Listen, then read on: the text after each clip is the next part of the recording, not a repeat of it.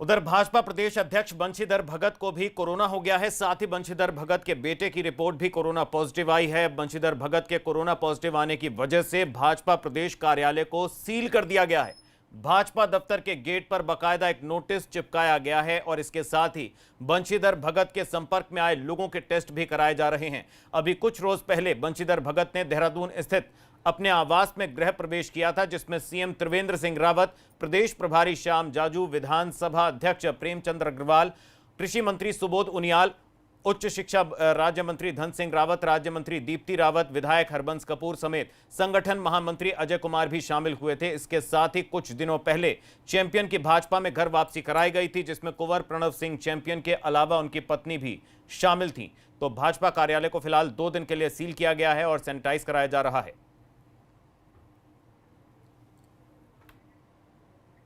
उधर पूर्व सीएम हरीश रावत अपने अंदाज के लिए जाने जाते हैं। राजनीति के बीच हरीश रावत फुर्सत के कुछ पल निकालकर मसूरी में भुट्टा भूनते नजर आए। तो तस्वीरें देखिए, सोशल मीडिया पर एक वीडियो वायरल हो रहा है जिसमें हरीश रावत पहले तो भुट्टा भूनते हैं और इसके बाद हरीश रावत भुट्टे का जायका ले रहे हैं। तो खास बात यह है कि भुट्टे को लेकर तमाम जानकारी भी वो इस वीडियो में बता रहे हैं। और उससे लगे हुए वैसे तो सारे जौनपुर क्षेत्र में बहुत स्वादिष्ट भुट्टे पैदा होते हैं। तो मैं अपने भुट्टे वाले, क्या नाम है भैया, आकाश शर्मा सर, आकाश के साथ जो है अपना ये भुट्टा भुनने के लिए आया।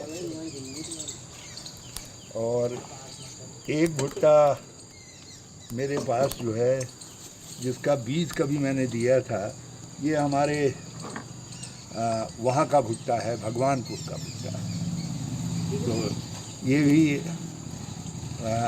इसका बीज हमने बिहार से, मुजफ्फरपुर से मंगाया था। तो ये भी अपने तरीके का स्वादिष्ट भुट्टा है।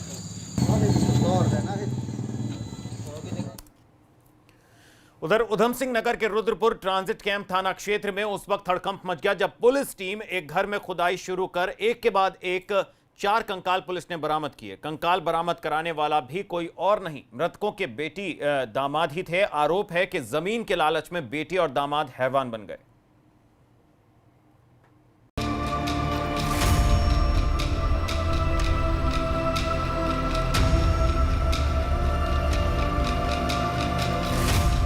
दो गज जमीन के टुकड़े के लालच में रुद्रपुर के ट्रांजिट कैंप में हुई इस खौफनाक वारदात ने पूरे इलाके को खौफजदा कर दिया है। हर शख्स यहाँ सहमा हुआ है जमीन से निकले इन नरकंकालों को देखकर।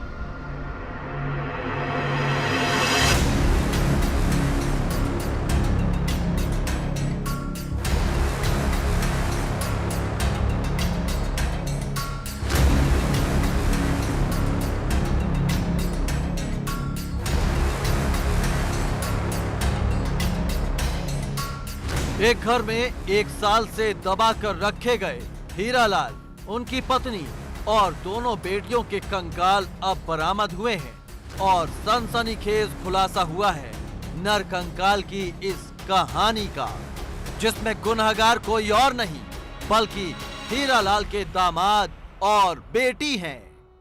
में हीरालाल जी थे, सन ऑफ नोनीलाल, पैगा नगरी, मीरगंज के थे। ये अपनी पत्नी और 2 लड़कियों के साथ रहते थे। यहीं पे उनके सामने उनका एक दामाद था, नरेंद्र गंगवार रहता था।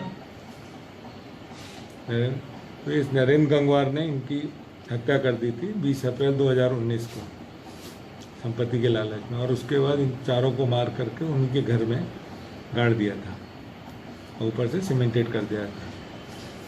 तो ये था इसका। इसके बाद ये अपना जब मीरगंज वहाँ चले गए, जो वहाँ इनकी ज़मीन थी, जो उसका बटाईदार था, उससे उसने कहा कि अब मुझे बटाई का पैसा मुझे दो, क्योंकि जो ससुर जी हैं वो मर गए हैं।